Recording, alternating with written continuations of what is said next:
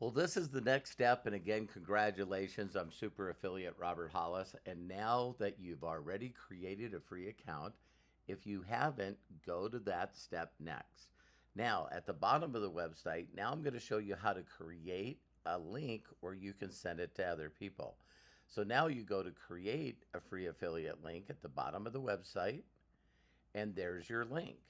So now what you want to do is you want to go up here and you want to grab here, click right click or copy, figure out how to do it on your computer. And then what I'm going to do now is you log into your back office, you scroll down here, and here's all your websites. So your replicated websites, you could just send My Daily Choice, or you could go do the brand websites, the capture pages.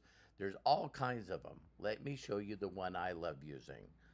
I put it in the referral link, I post it like that, and I click copy, and it says you've successfully copied your link.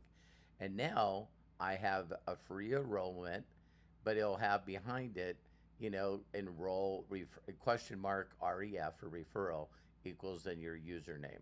Now what you do is you share it just like the person shared with you, and now you can help people create their free accounts. Congratulations, and I'll see you at the top.